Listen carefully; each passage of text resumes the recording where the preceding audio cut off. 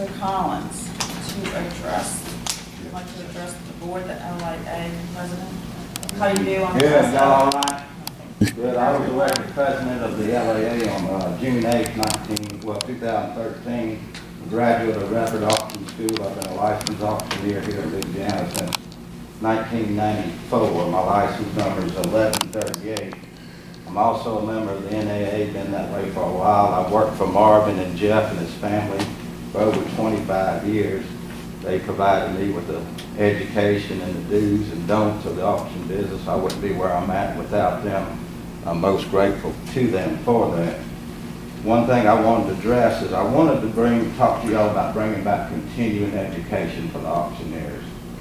I don't have anything laid out right now. We can do it on an annual or a semi-annual thing. I can put something together. I'd like to meet with y'all. The next meeting is in September, and we can tweak it from there as far as the logistics, the hours, the cost, and everything else provided that. Like I said, I can submit it to y'all and open to it being tweaked. I'm here to work with y'all however we can, and like I said, I don't know if any president has ever come before y'all to introduce themselves, but like I said, we're here to work with y'all, and you know, y'all govern us, and we're acceptable to all that. Question was, when you was at the convention, was this something that was just being talked over by a few people, or was it overwhelming? People said, hey, we'd like to reinstate continuing education. What were you hearing? The majority was for continuing education. I did that once I gave my formal speech at the conclusion of it, and everyone was in agreement with it. And like I said, it could be annual or biannual. I've heard the comment, well, it's because y'all don't have the attendance you used to. Well, that's true too, but I do, friends, and that's what I need to put in what I was telling you in 60 days about if they were not able to make that convention, the means of how they can get their continuing education. We've done it online before. I don't know how that worked. We just did it the past. I think actual, attendance. I would like to see that.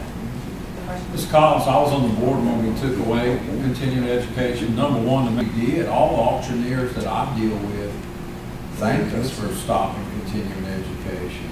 And what I'd like to do, I'm not against it, but maybe y'all could poll the auctioneers in the state. I think you'll find, my personal opinion, about 85% of them don't want continuing education.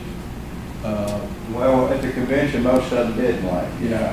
Well, I'll tell you all the ones once we disbanded it, they realized, that maybe this wasn't such a bad deal after all. Well, maybe what we can do is, what I'm saying is maybe y'all can survey the auctioneers, because if y'all come back and say the majority of the auctioneers in the state want it, I don't have a problem voting for it. Yeah, I want to be fair about it. Yeah, Like I said, yeah. as far as that goes, we're doing all right there. As far as our funding, maybe we can have some matching funding. or Right. something. Or maybe we could get volunteers. People Mhm. come forward and volunteer to, each other.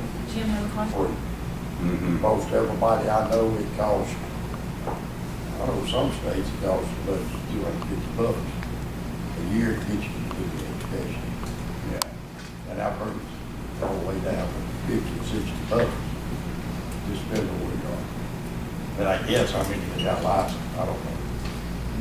And also, if the auctioneer couldn't make it to the free class, then they had to go and pay for it on their own time. So Correct. we got a lot of complaints about that.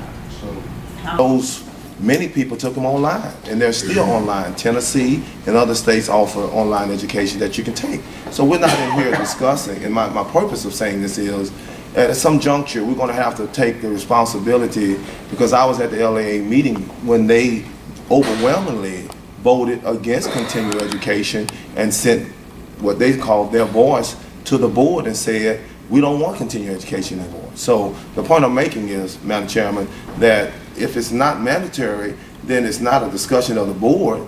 If the LAA or any other trade association wants to do continuing education, let the public decide whether or not they want those services.